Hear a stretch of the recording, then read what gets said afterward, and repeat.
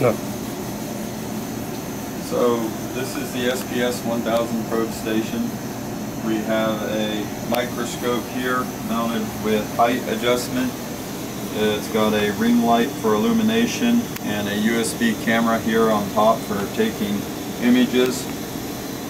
On the platen itself are the micro manipulators, which have coax or triax lines attached to them, and the probes on the ends of them, which can be brought down onto the wafer.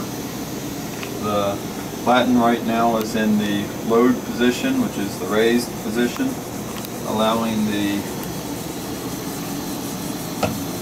wafer to be switched out. We've got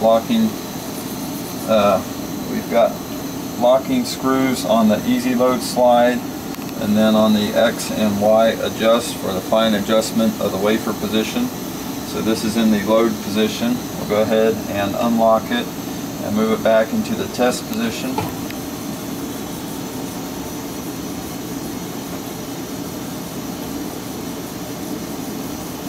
And then you can use the micrometer screws to position the wafer where you desire it to be, and then you can quickly lock the X and Y to hold the wafer in place, and then you can use this lever here to lower the platen into the test position, giving you the ability to make contact with your wafer with the probes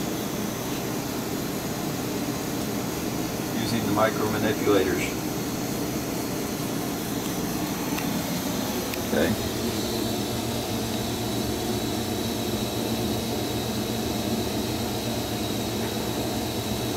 Also included in the system is the aluminum enclosure with a cooling fan right here. We've got coax and triax ports on both sides of the chamber to allow cables to be attached to your micro manipulators, and also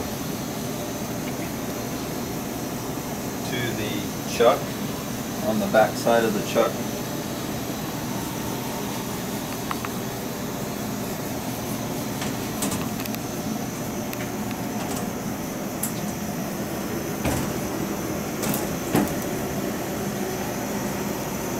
During heating, the system can be closed.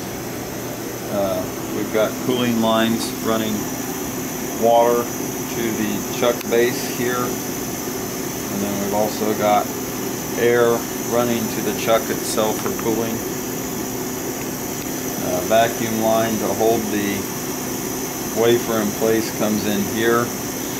The air and the vacuum are supplied by these Linicon pumps, one for vacuum, one for air supply. This is MicroXact PID controller used to control the temperature of the chuck. It can be set, temperature can be set here with these buttons on the controller itself, or it can also be controlled on the computer with software, with LabVIEW software. Here's the reverse side of the coax and the triax connectors, feed-throughs into the chamber. There's the USB connector for the controller to control the temperature to the chuck. I'm sorry, that's not for the, this is for the camera. This is the USB connector for the camera. Here is the cabling coming from the controller to the chuck to control temperature. Over on this side, we've got the other feed-throughs for the chuck, coax feed-throughs and triax feed-through. We've got air supply to the chamber here, and then we've got 3 zones vacuum for the chuck, 1, 2, and 3, controlling the left, center, and right regions of the chuck respectively, 1, 2, and 3.